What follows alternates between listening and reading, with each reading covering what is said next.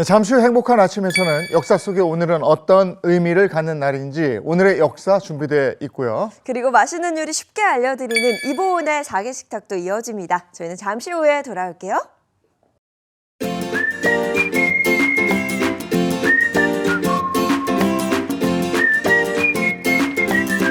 안녕하십니까. 행복한 아침 이재용입니다. 안녕하세요. 정예인입니다. 오늘은 11월 28일 목요일이고요. 계속 눈이 오고 있습니다. 어제 내린 눈이 빙판이 돼서 그 위에 눈이 덮여 있거든요. 빙판길 조심하시기 바랍니다. 오늘 저희는 1500회를 맞았습니다. 1500회까지 오는 동안 함께해 주신 시청자 여러분 정말 고맙습니다. 저희는 계속해서 유익하고 행복한 정보로 아침을 가득 채워서 여러분과 함께 하겠습니다. 오늘도 저희는 오늘의 역사 그리고 이보은의 사계식탁 준비해놨습니다. 네, 오늘의 역사에서는 지금 이 시기 과거에는 어떤 일이 있었는지 역사 속으로 들어가 보겠고요. 이어지는 이보은의 사계식탁에서는 이렇게 눈 내리고 날쳐지면 따뜻하고 건강한 집밥 한 끼 생각나시죠? 그래서 준비했습니다. 감기가 뚝 떨어지는 뜨끈한 집밥 요리 한 상 전해드리겠습니다. 어느덧 11월도 다 갔네요. 11월 28일 목요일 행복한 아침 시작합니다.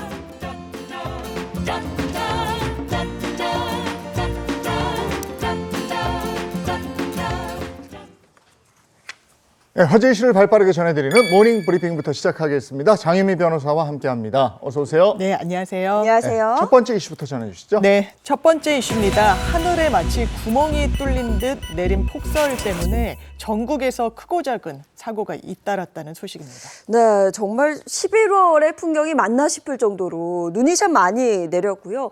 첫눈부터 네. 폭설입니다. 맞습니다. 정말 그야말로 엄청난 눈이 내렸는데요. 11월 첫눈부터 서울에만 16.5cm 눈이 쌓이는 폭설이 내렸습니다. 기상청 관측사상 117년 만에 11월 기준으로는 가장 많이 눈이 내린 건데요.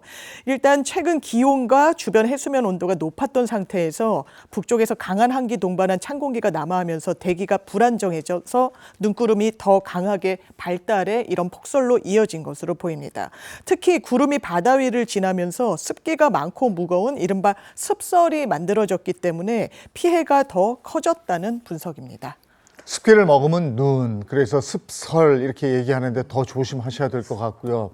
이 눈 피해가 또 곳곳에 있었죠? 네, 상당히 많았습니다. 어제 아침 경기도 양평 같은 경우에는요, 간이 차고지가 무너지면서 제설 작업을 하던 70대 남성이 안타깝게 숨졌습니다. 또 서울 양양고속도로에서는 사중 추돌 사고가 나면서 80대 여성 1명이 숨지고 6명이 중경산을 입기도 했고요. 어제 오후 강원 정선군에서도 1톤 트럭이 눈길에 미끄러져 구조물을 들이받아 운전자가 사망했습니다.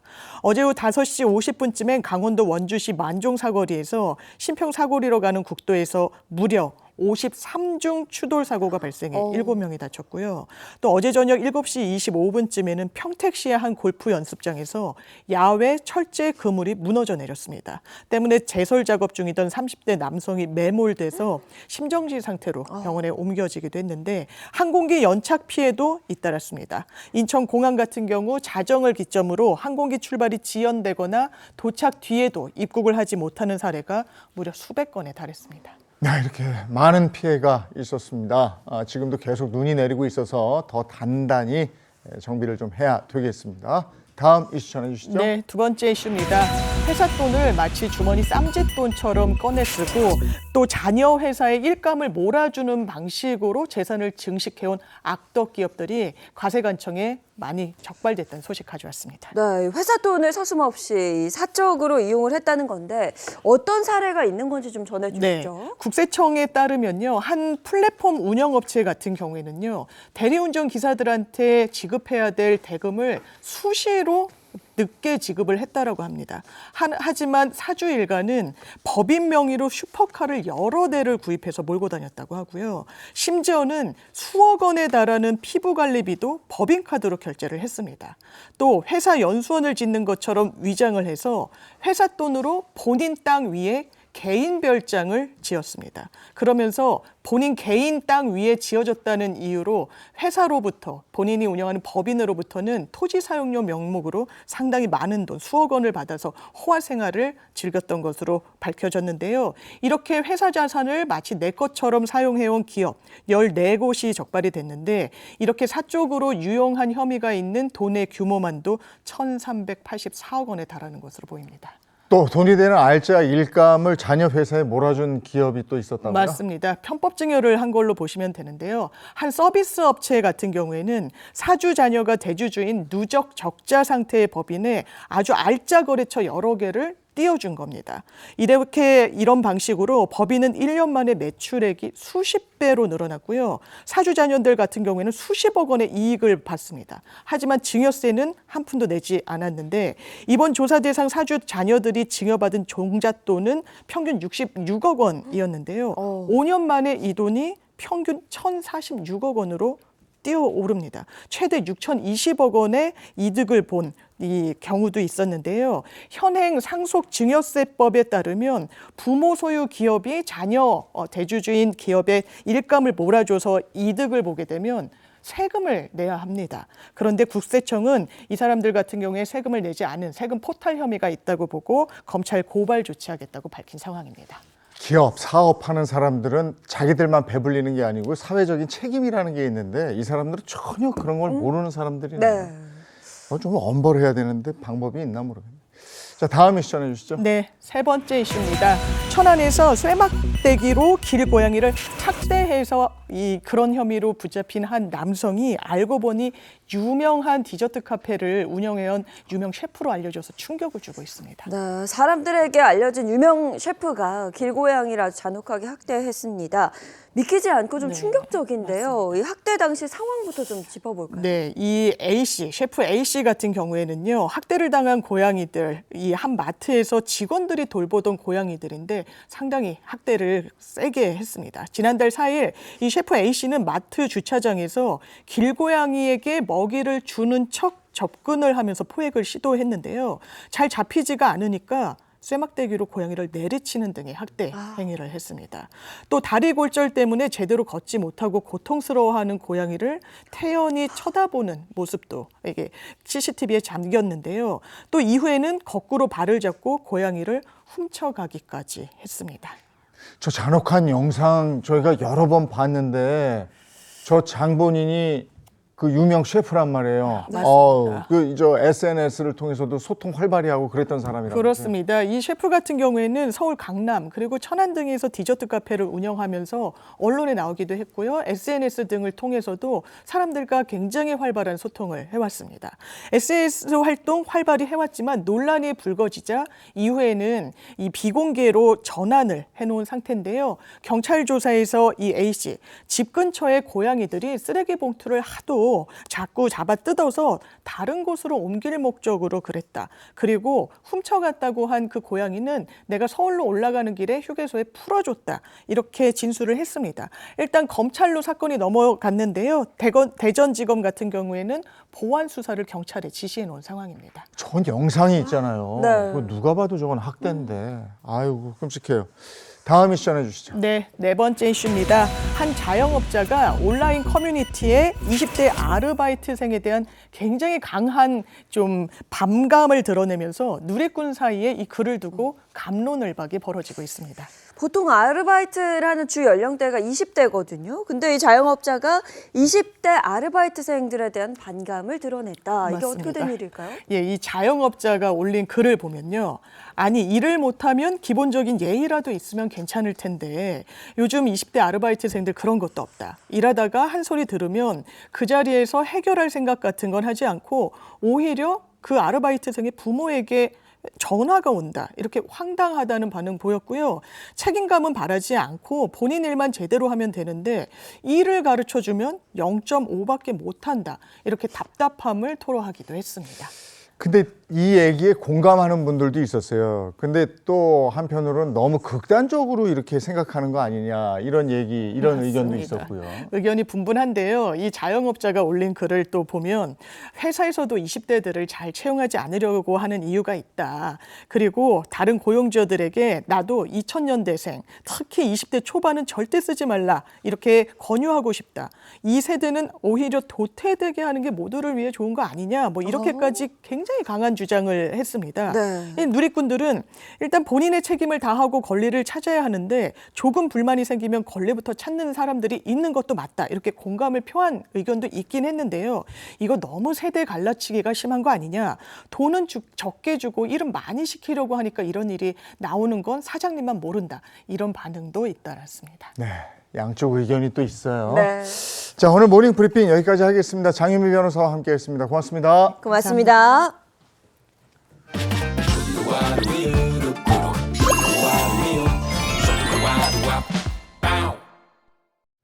네, 더불어 함께 사는 세상 연말 연시가 되면 우리 이웃을 다시 한번 돌아보는 시간이 돼야죠. 사랑과 나눔의 의미를 되새겨보는 시간을 준비했습니다. 네, 따뜻한 손길과 또 따뜻한 마음이 하나하나 모여 특별한 의미와 감동을 전하는 현장이 있습니다. 함께 가보시죠. 한겨울의 차가운 바람 속에서도 따뜻한 온기를 전하는 사람들이 있습니다. 서로의 손길이 모여 사랑과 나눔의 가치를 실현하는 자리. 바로 나눔의 문화를 선도하는 이들인데요. 사랑으로 채워진 이 따뜻한 순간을 지금 바로 만나봅니다. 차가운 공기가 감도는 이른 겨울 아침. 세종의 한 마을 회관에선 특별한 행사가 준비 중입니다. 이른 아침부터 모두 힘을 합쳐 바쁘게 움직이는데요. 마을 회관엔 예쁘게 손질된 무와 파를 비롯한 다양한 양념 재료들이 한가득 준비되었습니다. 대체 오늘 열리는 행사 정체가 뭔가요? 김장을 해가지고 1000포기 가까이 됩니다. 동네마다가 혼자 하시는 분들, 보류한 사람들, 그런 분들이에요. 오늘은 모두가 김장이라는 특별한 나눔을 위해 하나가 되는 날입니다. 이를 위해 지역 곳곳에서 모인 다양한 자원봉사자들이 정성 어린 손길로 겨울의 맛을 준비하고 있는데요. 좀 이따. 추위도 있고 분주하게 준비하는 자원봉사자들. 오늘 아마 이거 버무리고 이렇게 하는 인원이 한 40명, 50명 좀 힘들긴 한데요. 저희 새마을 언니들이 저보다 더 연장자라 아무 소리 못하고 열심히 하고 있습니다. 무엇보다 김장의 핵심은 바로 신선한 재료죠. 좋은 무는 기본, 알맞은 양념까지.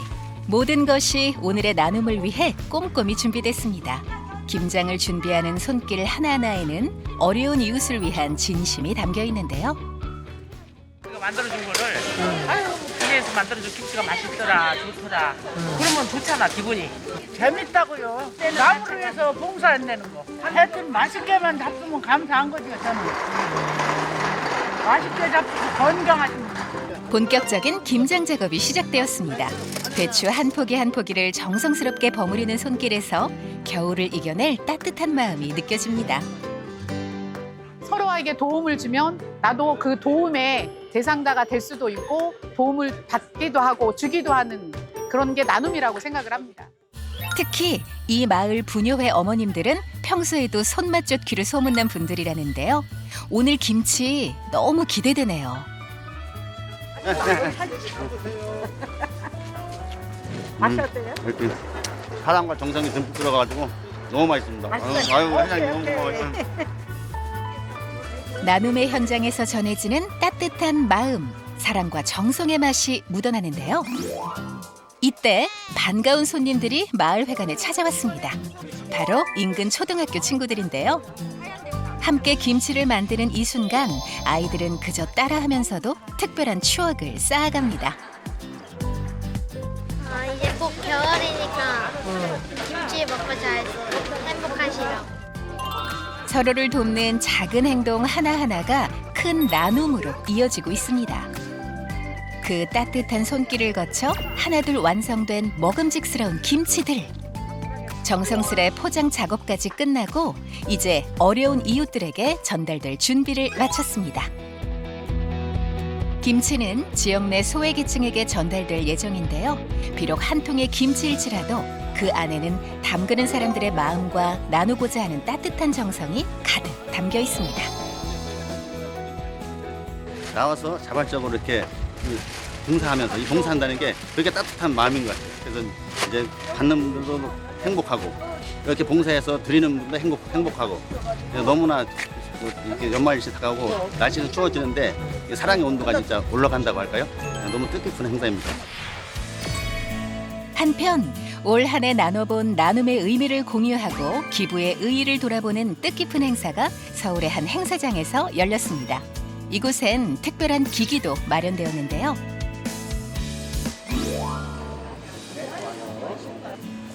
됐네. 바로 카드 기부가 가능한 키오스크입니다. 단 몇 초만으로 나눔에 동참할 수 있는데요. 직접 한번 해보니까 그렇게 크게 어렵지 않고요. 기부가 이렇게 쉽고 즐거운 걸 또 깨달았습니다. 이곳에선 또 다른 특별한 기부 방식을 만나볼 수 있었는데요. 바로 클라우드 펀딩 기부 플랫폼입니다. 모바일로 펀딩 앱이나 홈페이지에 접속할 수 있는데요. 자신이 관심 있는 특정 이슈에 기부할 수 있습니다. 단순히 금액을 넣다 보니까 제 기부 금액이 어디에 쓰이는지 잘 몰라서 솔직히 기부를 할 때마다 망설이는 점이 있었는데 크라우드 펀딩 같은 경우에는 제가 원하는 곳에 정확하게 기부를 하고 그 기부 금액이 어디에 쓰이는지 정확하게 알 수 있다는 게 크라우드 펀딩의 매력인 것 같습니다. 이제는 누구나 쉽고 편리하게 기부할 수 있는 환경이 만들어지고 있는데요. 일상 속에서 새 QR코드라든지 키오스크의 사용이 늘어가는데 사실은 기부에 대해서는 그것들을 활용하지 못하고 있었거든요. 이제 사람들이 많이 활용하는 것들을 기부에 접목했다고 봐주시면 좋을 것 같습니다. 나눔의 가치를 실현한 이들이 한자리에 모인 뜻깊은 시간. 올 한 해 이웃에게 희망을 전한 분들에게 감사를 전하기 위해 시상식도 열렸습니다. 이들은 더 나은 사회를 만들어가는 주역들인데요. 나눔으로 인해 가지고 내가 변한다는 느낌을 좀 받은 것 같아요. 그 변함이라는 것이 긍정이겠죠. 제 자존감이 굉장히 많이 살아나더라고요. 나는 결국에 사회에 어떤 방식으로든 기여를 하는 사람이구나. 내가 그래서 열심히 일을 하고 지금 세상을 살고 있구나. 제가 사회에 기여를 한다는 생각을 여기에 기부를 하고 처음 해봤어요. 준 만큼 저에게 돌아오고 나눔으로 드렸지만은 물품이나 어떤 기부를 했지만은 그분들에게 마음을 받아서 제가 더 행복을 느끼고 더 건강하고 더 보람을 느낍니다. 축하 공연이 시작되며 행사의 분위기가 더욱 따뜻해졌습니다. 나눔의 가치를 공유하는 모든 사람들이 한 마음으로 축하하는 이 자리. 나눔의 의미에 공감하는 여러 가수들의 공연에 이어 다양한 회원들의 축하 무대까지 다채롭게 꾸며졌습니다. 공연을 함께하며 나눔의 의미와 가치를 더욱 선명하게 전하는 시간이었습니다. 저는 나눔은 그냥 같이 살기 위한 동행의 과정이다라고 생각을 합니다. 나눔은 행복이다. 제 마음이 행복하니까요. 나눔을 통해 우리는 더 행복하고 따뜻한 세상을 만들어갑니다. 다가오는 연말, 나눔의 가치를 실현해보는 건 어떨까요?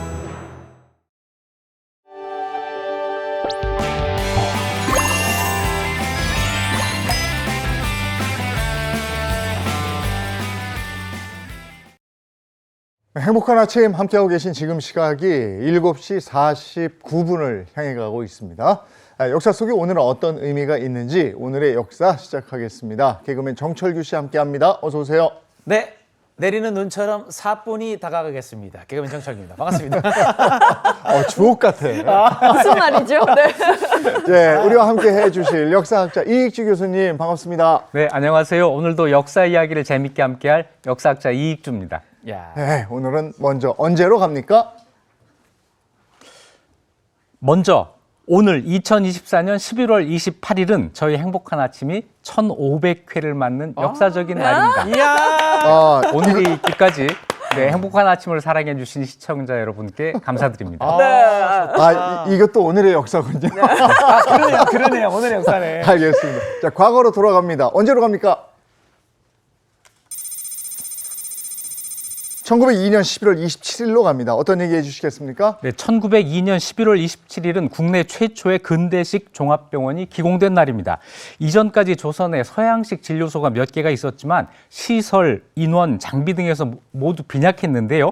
이 종합병원이 생기면서 의사들이 한 곳에서 진료하고 수많은 의료 인력을 배출하는 등 우리나라 근대 의료의 발전이 시작됐습니다. 네, 근대식 종합병원이 생기면서 열악했던 우리 의료시설이 급진 발전하죠? 네, 그럼 우리나라의 그 서양식 의료는 언제 처음 들어왔어요? 네, 우리나라에 서양 의학이 도입된 건 그렇게 오래되지 않았습니다. 개항 이후 1877년 개항장이던 부산에 일본인이 운영하는 서양식 병원이자 부산에서 가장 오래된 병원인 재생의원이 등장을 했고요. 1885년에는 고종이 의료선교사 알렌에게 부탁해서 우리나라 최초의 서양식 왕립병원 제중원을 설립합니다. 갑신정변 때 다친 그 민씨 척족을 알렌이 고쳐줬죠. 그래서 이 고종이 서양의학에 관심을 갖게 됐던 겁니다. 처음에는 광해원이라는 이름으로 불렸는데 곧 민중을 구제하는 집이라는 의미에서 제중원이라고 개칭을 하게 됐습니다. 제중원은 조선 왕실과 선교사들이 공동 운영했고 신분에 관계없이 모든 백성을 상대로 서양식 의료를 펼쳤습니다. 우리나라 최초의 양의사 알렌의 명성은 하루가 다르게 높아졌고 하루 최고 260명의 환자를 돌보기도 했다고 합니다. 하지만 대부분 재정을 지원했던 조선 왕실이 더 이상 지원을 못하게 되면서 1894년 미국 북장로 교회로 운영권이 넘어가게 됐습니다. 네, 조선의 아픈 사람들이 전부 다 이제 제중원으로 몰렸잖아요. 그러다 보니까 조선 정원도 예산 지원을 감당하지 못해서 손을 뗐는데 그 이후로 그러면 운영이 쉽지 않았겠죠? 네, 제중원은 존폐기로에 놓이게 됩니다. 조선식 건물로 규모가 영세했고 시설도 미비해서 운영이 힘겹게 유지됐는데요. 이때 제중원 원장으로 있던 올리버 에이비슨이 생각한 것이 바로 종합병원 건설이었습니다. 병원 건립 기금을 모으기 위해서 활동을 하다가 1900년 4월 말 미국 뉴욕에서 열린 만국 선교대회에서 발표자로 나서서 호소를 하게 되는데요. 한국 서울에 서양식 의원과 진료소가 8개가 있고 의사 9명과 간호사 6, 7명이 이곳에 나뉘어서 일합니다. 병원을 각기 운영하다 보니 시설, 장비, 인력 등 모든 게 부족합니다. 힘을 합쳐 큰 병원을 짓고 의료인이 함께 모여 진료한다면 효과를 훨씬 높일 것입니다라는 내용이었습니다. 네, 조선의 종합병원을 짓기 위해서 에이비슨이 연설까지 했는데 근데 잘 모르는 나라에 종합병원을 짓겠다고 선뜻 돈을 내고 이런 사람이 많지 않았을 것 같은데 에이비슨의 연설이 효과를 거뒀습니까? 예, 효과를 거둡니다. 에이비슨의 연설을 듣고 감명을 받은 사람이 있었으니 바로 클리블랜드의 부호 루이스 헨리 세브란스라는 사람이었습니다. 그는 석유회사에서 일하면서 많은 돈을 벌었는데요. 4년 전에 결핵으로 죽은 딸과 그리고 어머니의 권유로 마침 병원 건립을 생각 중이었습니다. 그는 에이비슨의 계획에 공감하면서 병원 설립에 사용해 달라며 흔쾌히 1만 달러를 기증했는데 1만 달러 지금도 작은 돈이 아니지만 124년 전 그때 가치로는 천문학적인 액수였습니다. 우와, 대단하네. 이 낯선 나라인 조선에 이렇게 대규모의 자살을 결심할 수 있다는 게 정말 대단한 일인 것 같은데 그럼 병원은 어떻게 순조롭게 지어졌나요? 네, 그 당시 고종 황제가 새 병원을 짓는다는 소식을 듣고 대지 병원 지을 땅을 기증하려고 했는데 당시 나라 살림을 일본이 조종하고 있었기 때문에 자꾸 지연이 됐습니다. 대지 마련에 어려움을 겪자 통큰 루이스 헨리 세브란스가 다시 5,000달러를 더 보내줍니다. 에이비스는 이 돈으로 남대문 밖 남산 기슭에 복숭아골이라고 하는데 대지를 샀고요. 그리고 1902년 11월 27일 마침 이날이 추수감사절이었는데 이날 주춧돌을 놓는 기공식을 시작을 했습니다. 그리고 1904년 9월 23일 역사적인 새 병원의 봉헌식을 올리면서 조선 최초의 근대식 종합병원이 문을 열었습니다. 지하 1층과 지상 2층 건물에 40병상 규모였고 입원실, 진찰실, 수술실, 실험실, 약국 등은 물론이고 보일러, 전기탕 시설, 엑스레이 촬영기, 물리치료 기구까지 갖춘 최신식 종합병원이었습니다. 1904년 10월 4일 첫 수술을 시작했는데 빛으로 인도한다라는 의미에서 특별히 백내장 수술을 선택했다고 합니다. 아, 이렇게 선뜻 자신의 재산을 내어준 덕분에 어엿한 종합병원이 생길 수 있었네요. 건강한 자본가라는 생각이 들고 정말 감사하다, 대단하다 이런 생각이 듭니다. 그리고 이 루이스 헨리 세브란스의 도움으로 의대까지 지었다고 해요. 네, 루이스 헨리 세브란스는 개원 3년 후인 1907년 9월 처음 병원을 방문했고 다시 3만 달러를 더 지원해서 의과 대학을 짓도록 했습니다. 이 의대가 1957년 연희대학교와 합병해서 앞자를 딴 연세대학교가 된 거죠. 그는 세계 여러 곳에 기부했지만 한국이 세운 병원에 특히 애정과 자부심이 많았고 1913년 세상을 떠나면서 아들 존에게 병원을 계속 도우라고 유언을 했고 아들도 20여 년간 12만 4,500달러를 기부했습니다. 또 이에 그치지 않고 생전에 재단을 만들어서 지금까지도 기부를 계속하고 있습니다. 조선에 병원을 짓기 위해서 백방으로 노력했던 올리버 에이비슨과 기부금을 선뜻 내놓은 루이스 헨리 세브란스까지 이렇게 수많은 사람들의 헌신과 도움이 있었기에 우리나라 최초의 종합병원이 탄생할 수 있었습니다. 지금은 우리가 세계를 향해서 이런 일을 해야 될 때죠. 그래서 이 대한민국의 헨리 세브란스라는 이름은 영원히 남는 거잖아요. 그렇죠. 세브란스 병원이 헨리 세브란스 그 이름을 따서 한 거니까. 네. 그렇군요. 자, 다음 역사로 가보겠습니다. 1994년 11월 28일로 갑니다. 어떤 얘기 해주시겠습니까? 이번엔 어두운 이야기입니다. 1994년 11월 28일은 미국의 연쇄 살인마 제프리 다머가 사망한 날입니다. 제프리 다머는 17명의 남성을 살해하고 피해자들의 시체로 끔찍한 일을 벌이는 등 엽기적인 살인마로 악명이 높았는데요. 종신형을 선고받고 수감 생활 중 흑인 재소자에게 맞아서 사망했습니다. 잘 맞았어요. 제프리 다머는 그 사람의 얘기를 담은 OTT 드라마가 있어서 아마 많은 분들이 아실 텐데 연쇄 살인범들이 왜 약한 여자나 이런 사람들 노약자 고르잖아요. 맞아요. 그래서 살인을 저지르고 이러는데 제프리 다머? 네.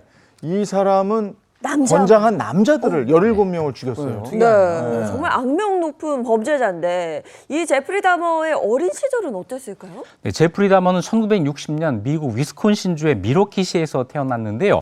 부모의 잦은 다툼으로 외롭게 자란 제프리는 어릴 때부터 동물 사체와 뼈에 관심이 많았다고 합니다.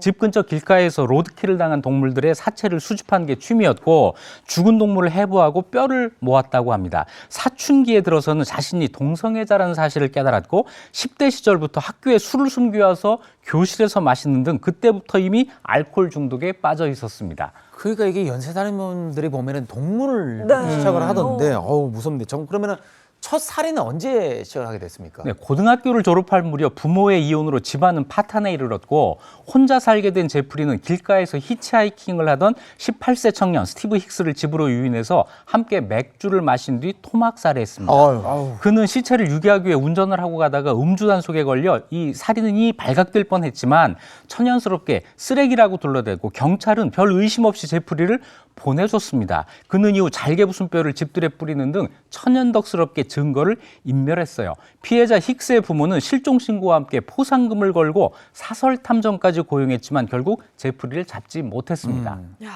야, 첫 번째 살인을 했을 때 이걸 잡았으면 발각이 됐으면 더 이상 희생자가 나오지 않았을 텐데 끔찍합니다.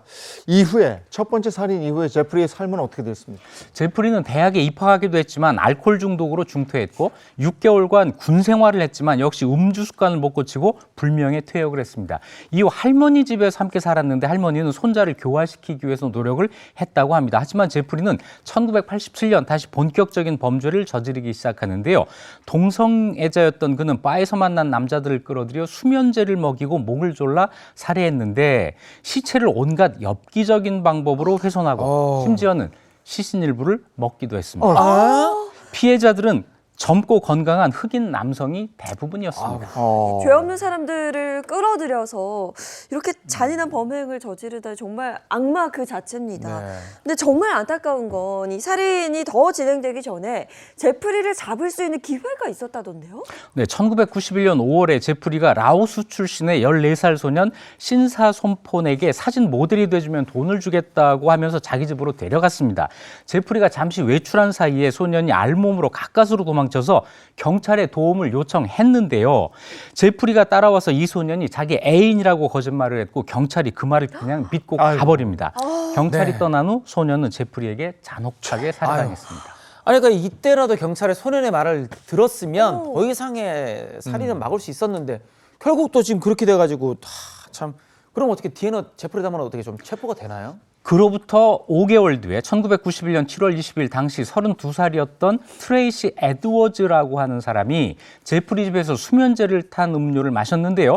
정신을 놓아가던 중에 제프리가 수갑을 채우고 칼을 들이대자 갑자기 정신을 차려서 탈출을 했습니다. 순찰하고 있던 경찰에게 누가 내게 수갑을 채우고 죽이려 했다라면서 그를 잡아달라고 신고를 했는데요. 경찰이 집에 도착하자 제프리는 이번에도 연인끼리 일이었다면서 넘어가려고 했지만 수상하게 여긴 경찰이 집을 수색했고 한 경관이 냉장고에서 절단된 시체를 발견하고 경악해서 그를 체포했습니다. 당시 집안에는 그가 살해한 사람들의 해체된 시체가 여기저기서 발견이 됐습니다. 끔찍한 범죄가 이렇게 해서 막을 내렸는데 네. 그래서 제프리 다머의 재판은 어떻게 진행이 됐어요?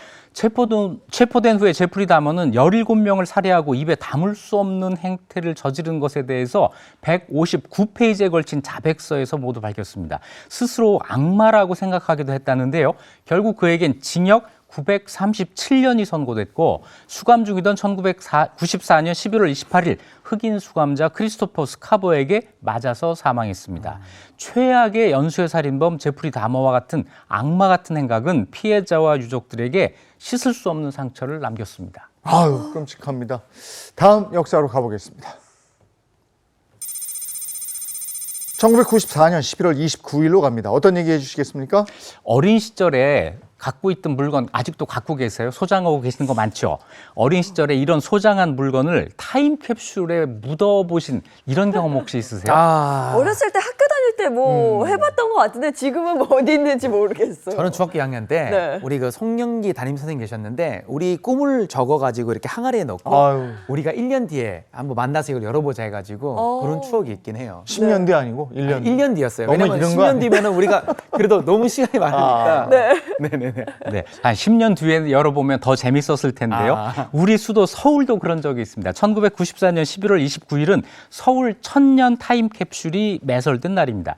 1394년 서울을 수도로 정한 지 600년이 되는 해를 맞아서 600점의 물품을 담은 타임캡슐을 서울 중구 필동 남산골 한옥마을 안에 묻었고요. 서울 정도 1000년이 되는 서기 2394년까지 400년의 시간을 거친 후에 개봉하기로 했습니다. 우리가 타임캡슐 그러면 이렇게 조그만 걸 묻는다고 생각하는데 네. 저 때는 지금 사진에서 보셨습니다만 굉장히 컸어요. 네. 인상적이었고 뉴스에도 여러 번 나왔었죠. 그때 기억납니다. 저 타임캡슐 안에 그 네. 600점의 물건을 넣었다는 거잖아요. 문화유산이 들어가 있는 거죠. 너무 궁금한데요? 네, 400년 뒤 후손들에게 보여줄 물건이니 뭘 넣어야 할지 심사숙고해야 되겠죠. 서울시는 타임캡슐 안에 넣을 물건을 일반 시민 대상으로 공모를 했습니다.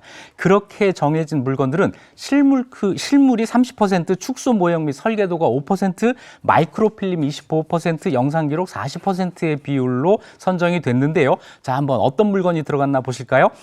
기저귀, 담배, 팬티, 스타킹, 정력 팬티, 무종 양말, 의수, 의종, 남녀 수영복, 워드 프로세서, 신용카드, 부동산 매매 계약서, 공무원 급여 명세서, 피임기구, 무선전화기, 학교 시험지, 삐삐 핸드폰, 사연 번호판, 김건모 앨범 등 다양했습니다.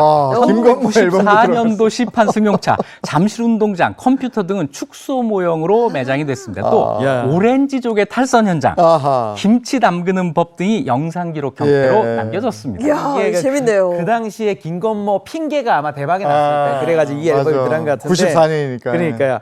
아무래도 후손들에게 보여줄 것이다 보니까 이 수장품 어떤 회사의 제품을 넣어야 될지도 굉장히 고민이 많았을 것 같은데요. 네, 이렇게 수장품을 고르다 보니까 수장 품목을 생산하는 회사들에서 공짜로 주겠다면서 자사 제품을 넣어달라는 요청이 엄청나게 많았습니다. 일단 수장품에 선정되면 400년 뒤 후손에게 우리 회사 제품을 물려주게 됐다면서 기업과 상품 홍보에 탁월한 효과가 있기 때문이었죠. 서울시는 고심 끝에 상품의 시장 점유율을 기준으로 삼기로 하고 물건을 정했습니다. 이게 600점을 다 넣으려니까 타임캡슐이 굉장히 커졌어요. 그렇죠. 네. 아까 사진에서 봤듯이 보신각종 모양으로 그렇게 설계가 됐죠. 네, 서울시는 처음에 캡슐 모양으로 장구, 첨성대 등도 검토했지만 서울의 역사를 상징하는 보신각종으로 결정을 했습니다. 직경이 1.3m, 높이가 1.7m, 무게가 2.5m, 용량 500리터 크기로 만들어졌습니다.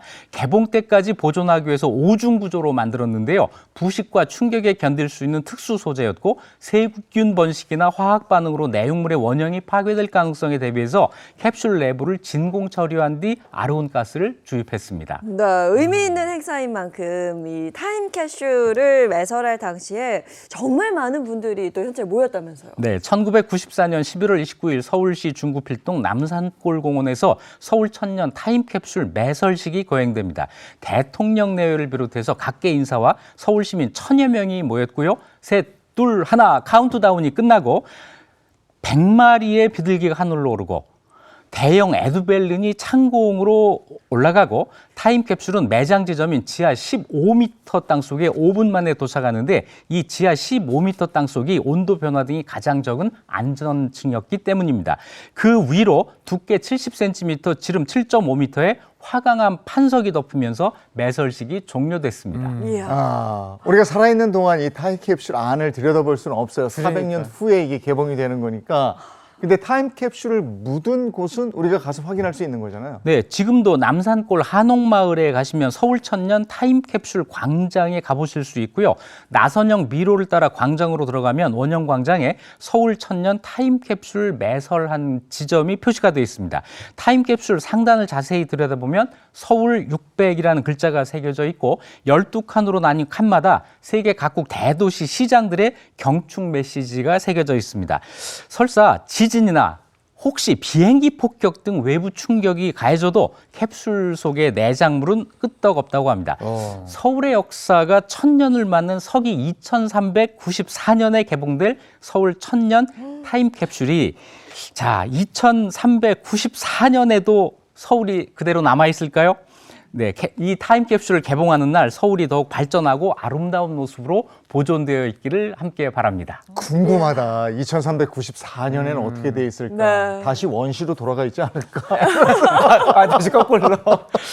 2394년이 되면 그럼 저 타임캡슐이 저절로 뻥 하고 열리는 건지 그때 기술로 이렇게 열어야 되나? 열어야 되지 않을까? 열어야 되지 않을까요? 네. 다음 역사로 가보겠습니다. 2020년 11월 25일로 갑니다. 어떤 얘기 해주시겠습니까? 아주 최근의 일이죠. 2020년 11월 25일은 축구의 신 디에고 마라도나가 세상을 떠난 날입니다. 마라도나는 1986년 멕시코 월드컵에서 환상적인 플레이로 아르헨티나를 정상에 올려놓으면서 세계 축구를 호령했고요. 펠레와 함께 피파 세기의 선수를 공동 수상했고 마라도나 교라는 종교까지 생겼었던 축구의 전설이었습니다. 이날 향년 60세 나이에 심장마비로 사망했습니다. 정말 세계 축구 팬들을 열광하게 한 마라도나죠. 브라질에 펠레가 있다면 아르헨티나는 마라도나가 있는데 그 현란한 드리블, 입담도 대단했었고 아직도 생생합니다. 네, 뭐 축구의 신이었으니까 네네네. 어린 시절에도 축구를 굉장히 잘했을 것 같은데 근데 또 어린 시절을 돌아보면 굉장히 가난했었다고요. 네, 마라도나는 1960년 아르헨티나 부에노스아이레스의 빈민가에서 태어났어요. 가난한 형편에 7남매가 한 방을 썼고 마라도나가 걸음마를 배우던 때 열려있던 오물통에 빠지는 일이 있었다고 합니다. 그때 삼촌이 돕기 위해서 마라도나 그 똥통에서 머리를 들어라 라고 소리를 쳤는데 이 말은 마라도나가 인생에서 힘든 순간이면 주문처럼 쓰는 표현이 됐다고 합니다. 이런 마라도나에게 유일한 희망이 바로 축구였습니다. 가족들이 가난에서 벗어나게 하고자 축구 선수로 성공하려고 했는데요. 어릴 때부터 축구 신동으로 유명했고 1976년 만 16세에 프로에 데뷔합니다. 17세에 역대 최연소 국가대표로 뽑히면서 화려한 축구 인생을 시작했습니다. 네, 이 마라도나 이 영상을 과거 보면은 이 왼발로 컨트롤해서 막 중앙선부터 뚫어가지고 그냥 골 넣는 거 일도 아니거든요. 그 정도로 정말 대단한 선수였는데 이렇다면은 전 세계 팀들이 정말 데려가려고 난리가 나지 않았을까요? 네, 세계의 수많은 명문 팀들이 마라도나를 노렸고 마라도나는 결국 1982년 스페인의 FC 바르셀로나에 영입되면서 유럽 무대에 진출합니다. 그리고 2년 뒤 1984년에 이탈리아 세리에 A의 나폴리로 이적하면서 황금기가 펼쳐지는데요. 나폴리는 역대 최대 이적료를 주고 마라도나를 영입했습니다. 만년 꼴찌였던 나폴리가 마라도나가 온 뒤 팀 사상 첫 우승을 포함해서 리그 정상에 2번 등극했고요. 유럽 축구연맹 UEFA컵까지 품에 안았습니다.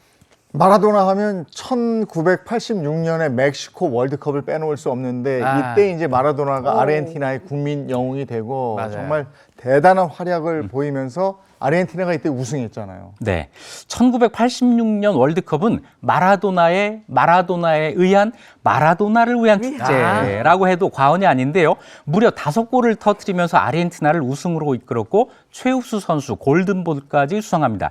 그런데 당시 대회 최고의 하이라이트는 잉글랜드와의 8강전이었어요. 마라도나는 0대 0이던 후반 7분 상대 골키퍼와 문전에서 공을 다투다 왼손으로 공을 쳐서 공을 넣었는데 핸드볼 반칙이 선언되질 않았습니다.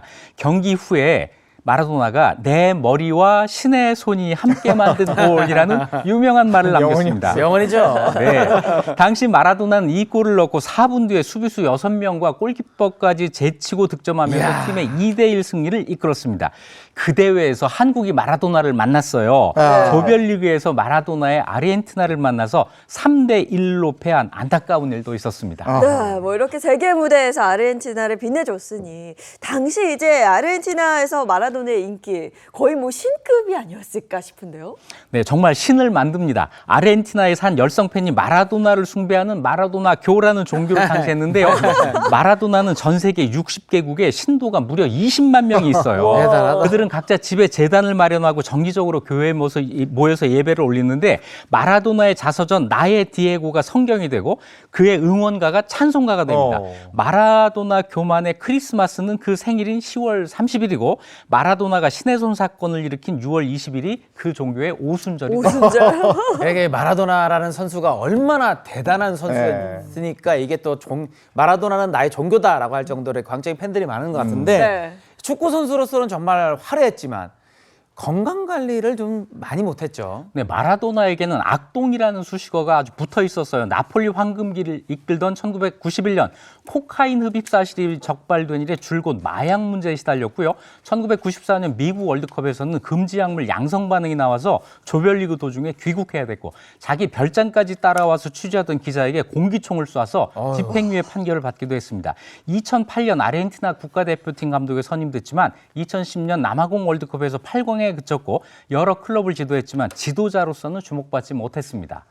그라운드에서는 최고였지만 일상에서는 참 여러 가지 문제가 따라다녔는데 그래서 그런지 일찍 갔어요. 네, 2020년 머리에 출혈이 생겨서 뇌수술을 받고 퇴원한 후에 자택에 머물렀는데요. 2주 후인 2020년 11월 25일 심장마비로 60세 나이에 사망했습니다. 아르헨티나는 마라도나의 장례식을 국장으로 치렀고 사흘간의 국가 애도 기간을 가졌습니다. 대통령은 국가 공식 일정을 취소했고 모든 공공기관은 조기를 개항했고 그의 마지막을 함께하려는 시민들의 행렬이 끝없이 이어졌습니다. 애증의 라이벌 펠레는 분명히 언젠가 하늘에서 우리가 함께 공을 차게 될 것이라면서 애도를 표했습니다. 이름만으로도 축구팬의 심장을 뛰게 만들었던 마라도나, 세계를 열광하게 했던 그 플레이는 다시 볼 수 없게 됐지만 그는 여전히 많은 사람 속의 기억 속에 전설로 남아 있습니다. 진짜 지금도 그 모습이 선하니까요. 전 세계인에게 큰 영향을 끼쳤습니다. 자, 오늘도 우리에게 유익한 역사 이야기 들려주신 이익주 교수님 고맙습니다. 고맙습니다.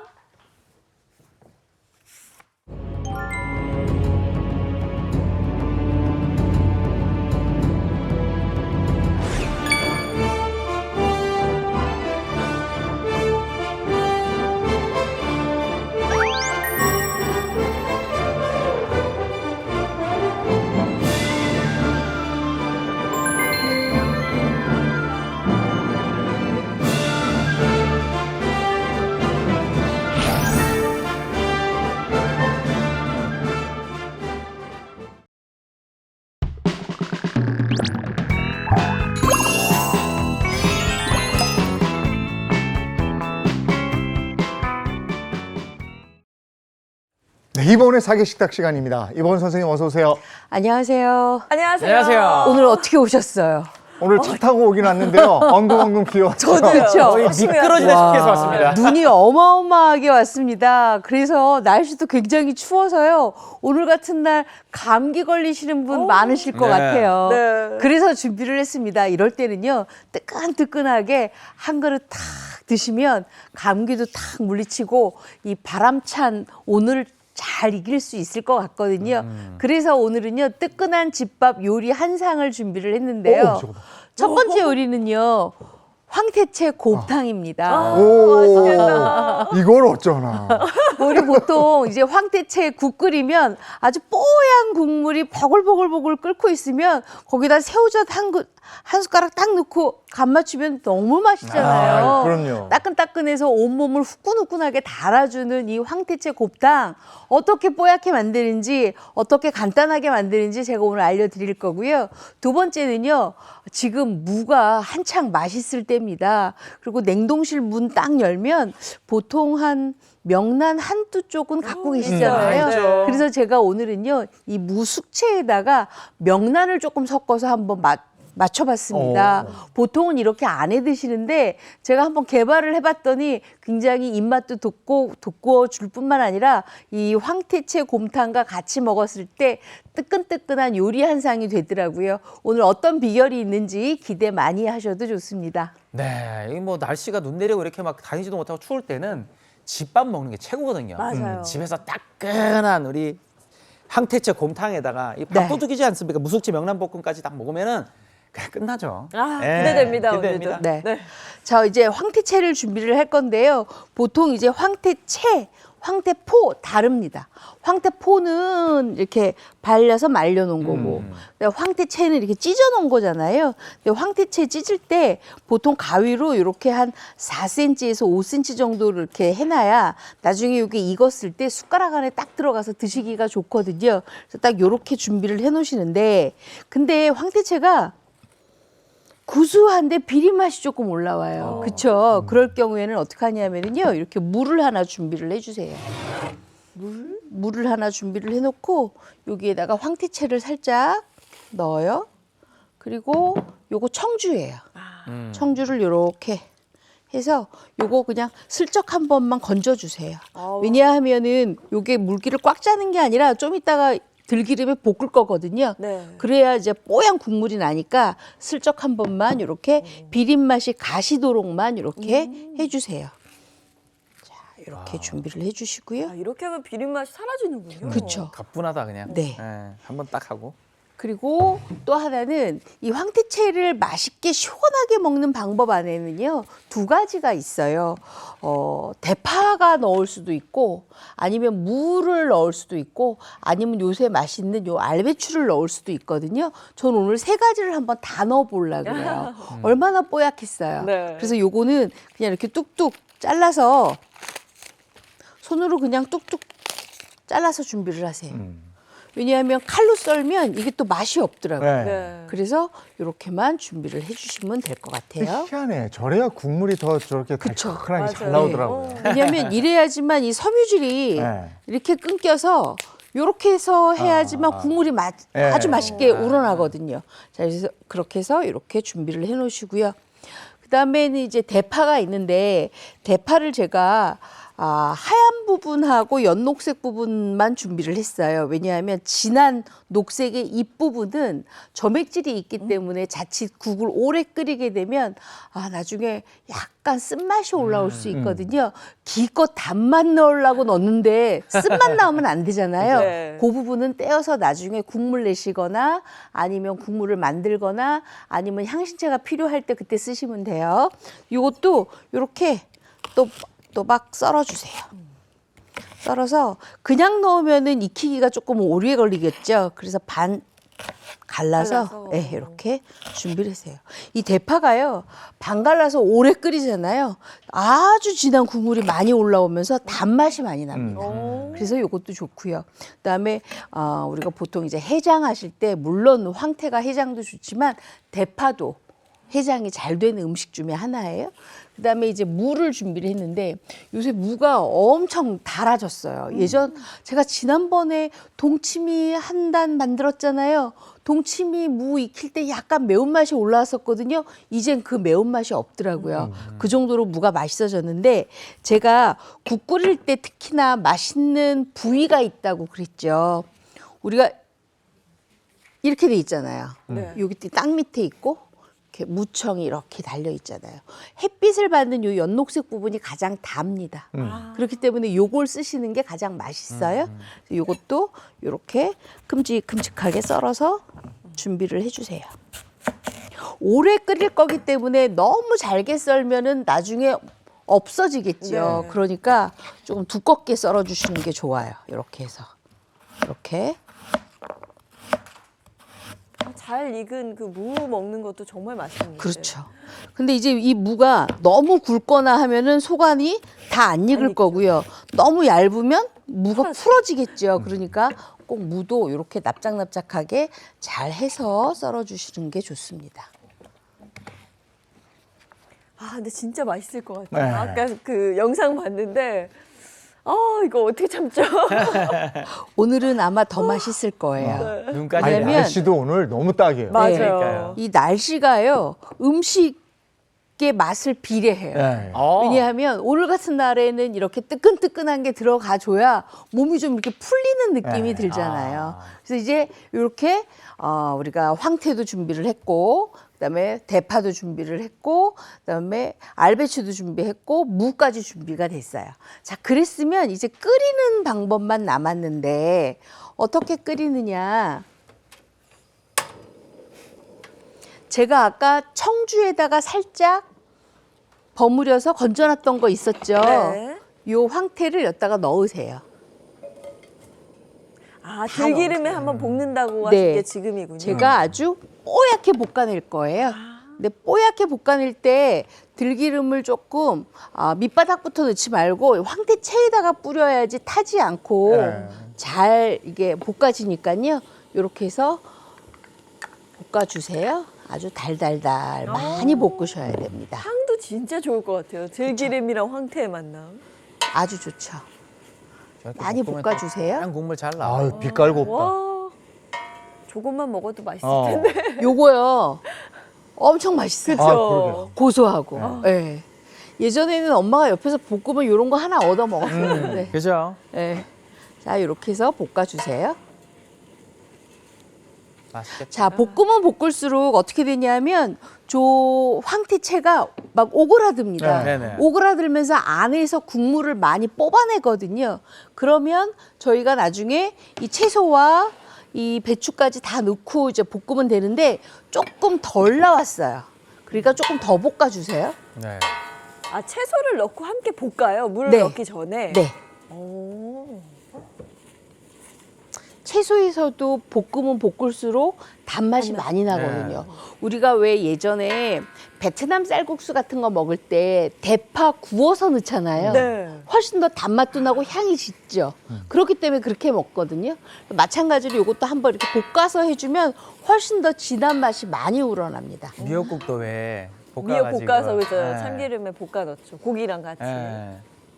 자, 이렇게 많이 볶아졌어요. 자, 그랬으면 물 준비한 물 중에 조금만 한번 넣어주세요. 살짝만. 왜냐하면 얼마나 뽀얗게 올라왔나 한번 검사 한번 해봐야 돼요. 네. 한 번 더 검사해요. 이렇게. 자, 검사를 한번 해볼게요. 한번 보세요. 뽀얗죠? 어머나 네. 뽀얗다. 뽀얗죠? 자, 한 번 더 볶아주세요. 이야. 이렇게 약이죠, 자꾸 약. 볶아줘야 네. 요래야 뽀해져요. 그래야 곰탕이라는 말을 우리가 붙일 수가 있는 거예요. 우리가 저 강원도 어디 용땡땡 가거나 또 아니면은 요 가까운 서울 한 땡땡 가도 이렇게 뽀얀 국물 나오잖아요. 네. 이렇게 많이 볶아서 해서. 아, 그래요. 그렇구나. 이게 꿀팁이네요, 정말. 네. 그냥 하면 그렇게 뽀얀 게 안 나오네. 근데 그게 눈 색깔하고 비슷해가지고. 눈이 많이 내린 지역에서 그리고 눈이 많이 내린 산에 올라갔다 내려왔을 때 저렇게 뽀얀 황태국 먹으면 정말 피로가 싹 풀려요. 몸이 그냥 녹죠. 네. 자, 이랬으면 이제 여기에 무부터 좀 넣을게요. 네. 무 좀 넣어주시고요.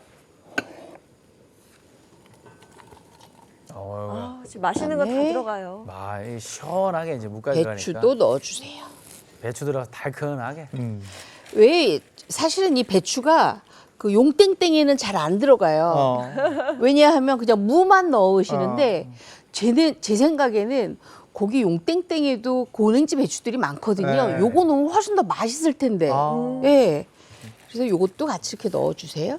그리고 요것도 넣어주세요. 자, 그랬으면 이제 볶기가 조금 힘들어졌어요. 네. 그래도 한 번씩 이렇게 볶아주세요.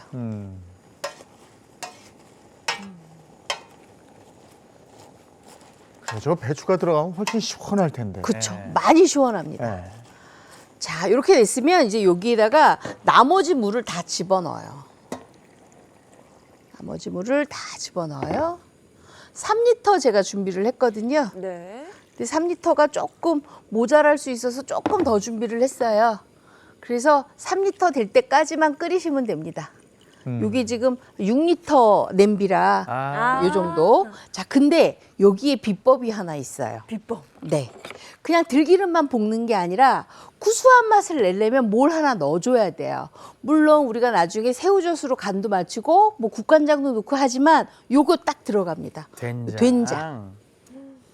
된장도 우리가 풀어가지고? 예, 막장처럼 간장을 안 뽑은 된장이 아니라 간장을 뽑아서 굉장히 맑은 된장 넣어주시면 돼요. 그래야 훨씬 더 구수합니다. 이렇게.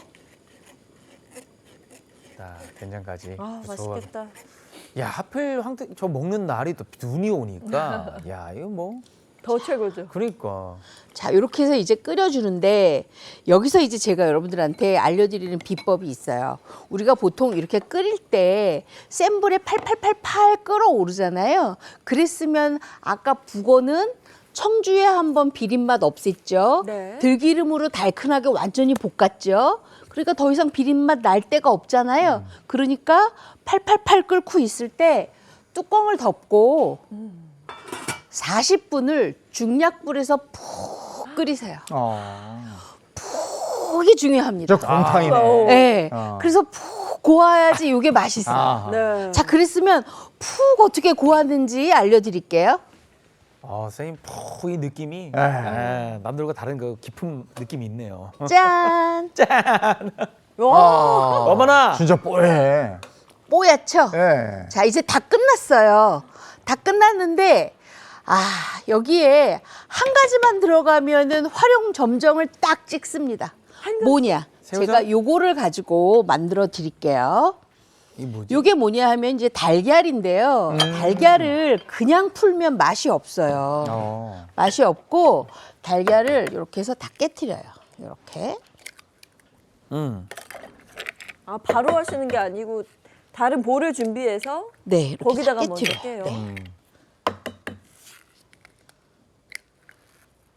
여기도 꿀팁이 나오네요. 요거를 잘 섞어요.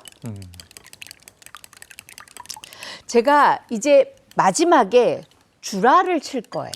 줄알. 네. 네. 줄알을 칠 건데 그냥 안 치고요. 쪽파. 그다음에 요게 마늘채예요. 마늘채. 제가 아까 저기에 마늘 안 넣었잖아요. 네. 마늘채 넣고요. 그다음에 국간장 조금. 간 맞춤 할 네. 그리고 맛술이 조금 들어가요. 왜냐하면 달걀이기 때문에 이렇게 해서 요걸 잘 섞어요. 저 그냥 부쳐 먹어도 맛있겠다. 자, 요걸 이제 잘 섞어서 요거 가지고 이제 줄알을 칠 건데 자, 그랬으면 이 줄알을 칠 때 어떻게 치느냐? 저희가 준비해야 될 게 있어요. 바로 요겁니다. 요 4종 세트를 준비를 하셔야 돼요. 뭐예요? 예쁜데요? 뭔 보기에 너무 사정이죠? 예쁜데? 요거 다진 마늘, 다진 청양고추, 다진 양파, 요거 새우젓이에요. 제가 여러분들한테 국을 떠드리잖아요. 네. 그러면 요거를 조금씩 요 조금씩 앞에 조금씩 놔주셨네. 넣고 요 새우젓으로 간 맞춰서 드시면 돼요. 예. 자, 그랬으면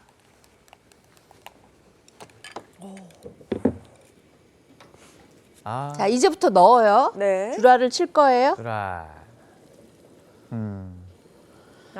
자, 줄알 치고 가장 중요한 건 뭐냐 하면 건들지 말아야 돼요. 아, 휘젓지 마요. 네. 휘저으면 요게 뭐랄까 이렇게 약간 풀어지면서 올라와요. 그죠. 그렇기 때문에 맛이 없거든요. 네. 우리가 우리 달걀에 그 라면에다가 달걀 넣을 때 생각해 보시면 자꾸 휘젓잖아요. 그러면 뿌얘지잖아요. 맞아요. 그러니까 요렇게 그대로 끓인 상태에서 떠서 드셔야 되는 거예요. 기대됩니다. 아유, 야. 진짜 맛있겠는데? 뽀얀 국물이 우러났어요. 네. 다 됐어요. 예. 저거는 보기만 해도 건강해지는 느낌이에요. 제가 아무것도 안 건드렸거든요. 네네네. 그랬으면 그냥 그대로 뜹니다. 요렇게. 와, 맛있겠다. 요렇게. 뽀얗죠? 황태국이 어머나. 어떻게 저렇게 뽀얀가 했더니 저 준비 작업이 있었어요. 네. 황태를 먼저 달달 볶아서 들기름에. 그리고 한 충분히 40분 볶아내고. 곰탕처럼 푹 끓여야 되는 거야. 네네. 약간 약한 불, 중약불로. 중약불에서. 제가 여기에 간을 안 했으니까 아까 달걀에만 간 넣었잖아요. 그러니까 새우젓으로 간을 해서 잡수셔야 돼요. 네. 새우젓 간 해야 황태 곰탕이 훨씬 더 진하고 감칠맛 나면서 맛있습니다. 네. 이렇게 했으면 요거를 요렇게 갖다 놓고 네. 여러분들 원하는 만큼씩 넣으시면 돼요. 네. 아셨죠? 제가 여러분들한테 다 갖다 드렸어요. 네. 이걸 그대로 네, 요 해주시면 앞에 돼요. 아, 눈이 이렇게 와서 정말 황태국 맛있겠네요. 한 그릇 먹으러 강원도 좀 갔다 올까 했더니 마침 와, 그 향이. 황태국 향이 와. 압도하네 벌써.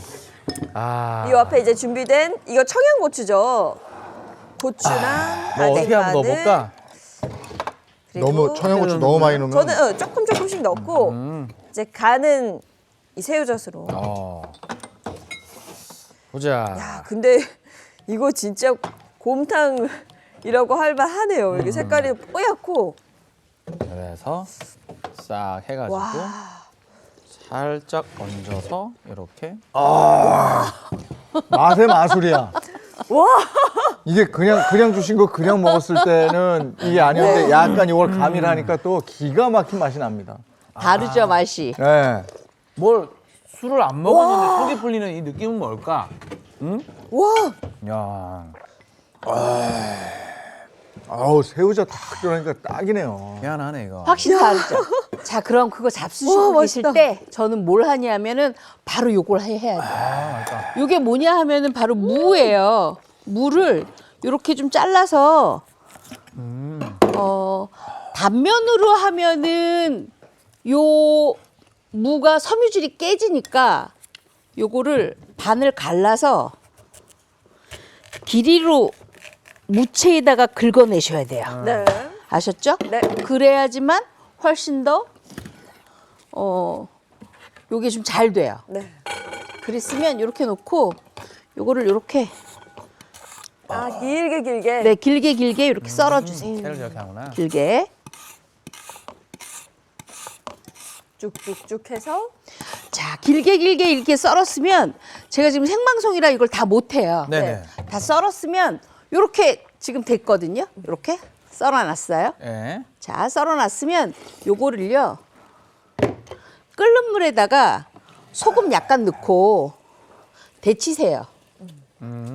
데치는데 얼마나 데치느냐? 넣었다가 지금 바로 빼셔야 돼요. 아, 금방요? 넣자마자 바로 네, 빼요? 바로. 그래야지 요게 야들야들하게 맛있어요. 그리고 바로 찬물에다가 풍덩 야, 넣어주세요. 쌀국수 같다 저렇게 빼니까. 그렇죠? 그리고 요것도 다시 한번 찬물에다가 풍덩. 한 번 더. 그리고 찬물에다가 한 번 더 풍덩 해주세요. 자, 그랬으면 이제는 물기를 꽉 짜는 것만 남았어요. 네. 이렇게 꽉 짜주세요.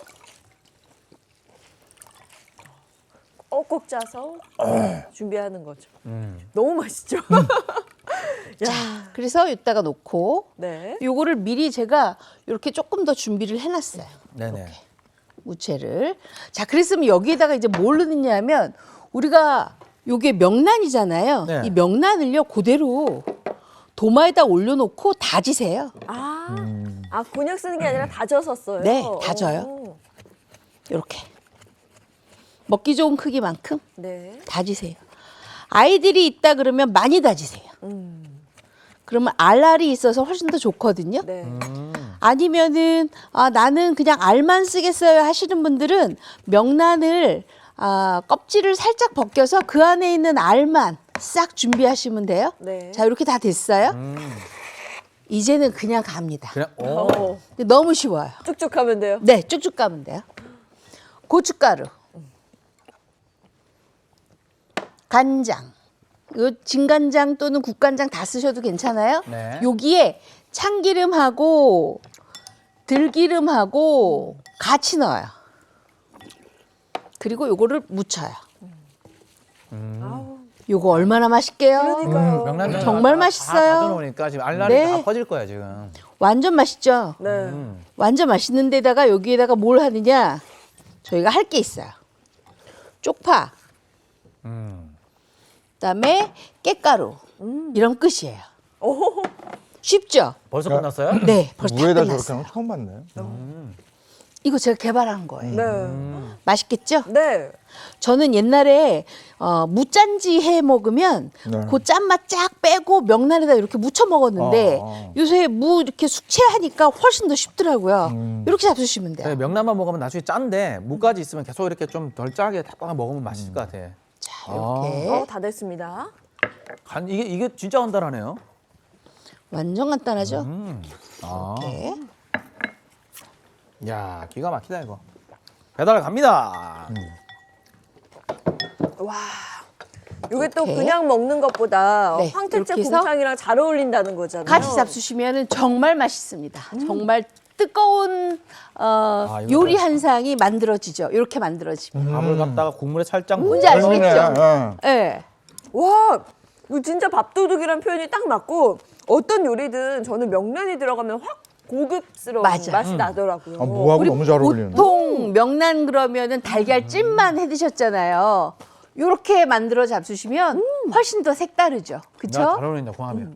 반찬으로 딱인 와. 그리고 이 팔팔 끓는 물에 살짝 그쵸? 넣었다가만 살짝 빼서 넣었다만 빼야죠. 그리고 찬물에 한번 샤워를 했잖아요. 2번 샤워를 시켰죠. 아니 식감도 너무 좋아요. 아작아작하고 굉장히 명란만 좋잖아요. 먹을 때와 다른 게 이 무식감이 괜찮네. 그렇죠. 먹을 아 때. 식감도 좋고 맛도 좋습니다. 네. 선생님 다음 주에는 뭐 해볼까요? 다음 주에는요, 좀 보관했다 먹는 요리였으면 좋겠어요. 고추 한 봉지 사서 여러분들한테 튼실하게 절임도 만들고 장아찌도 만들고 갖가지 요리도 한번 만들어 보도록 하겠습니다. 네, 선생님 다음 주도 기대하겠습니다. 오늘 고맙습니다. 고맙습니다. 네, 눈이 정말 많이 와서 곳곳에 피해가 속출했습니다. 오늘 날씨 어떨지 중요한데요. 나지연 기상캐스터 나와주세요. 네, 상암동입니다. 어제 서울은 기상 관측 이래 11월 최고 적설량을 기록했습니다. 1907년 이후로 무려 117년 만이었는데요. 해수면 온도가 높아서 눈구름이 폭발적으로 발달했기 때문입니다. 지금도 제 뒤로는 눈이 소복이 쌓여 있습니다. 내린 눈이 얼어서 빙판길이 된 곳이 많으니까요. 출근길 안전운전해야겠습니다. 네, 오늘 아침도 공기가 무척 차갑습니다. 서울의 아침 기온 영하 0.1도에서 출발했는데요. 내일은 영하 5도 안팎까지 떨어지겠습니다.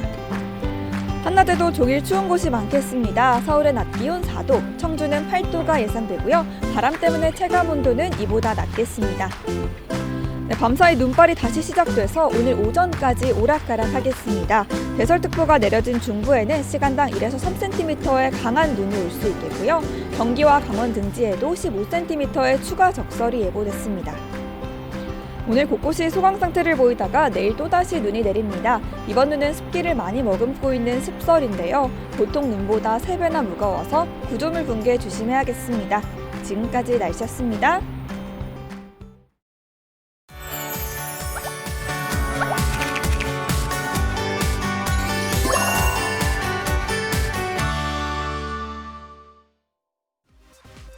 채널A와 박성현 서울시의회 운영위원회 부위원장이 공동으로 주최하는 인구위기 대응 방안 모색을 위한 토론회가 지난 27일 서울시의회 의원회관에서 열렸습니다. 이번 토론회는 저출생, 고령화로 인해 발생하는 다양한 문제에 대한 정책적 해법을 제시하기 위해 마련됐는데요. 박성현 부위원장은 이번 토론회가 시민분들이 체감할 수 있는 인구위기 정책 대안을 마련할 계기가 됐으면 한다며 지금의 위기가 또 다른 기회로 이어지도록 최선을 다하겠다고 전했습니다. 다음 소식입니다. 산업통상자원부가 주최하고 한국산업기술기획평가원 등이 주관하는 산업기술 R&D 종합대전이 오는 29일까지 서울 코엑스에서 진행됩니다.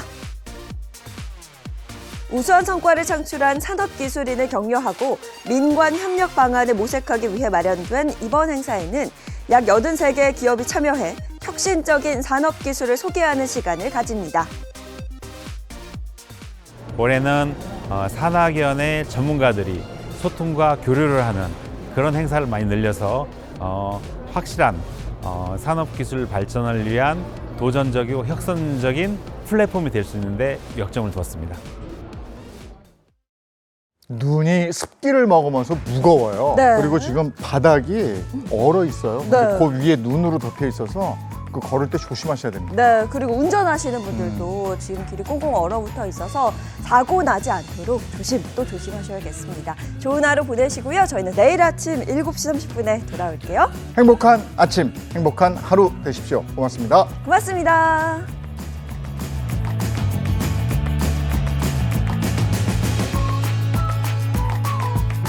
즐겨봐 너의 세상 플레이 더 넥스트 채널 A.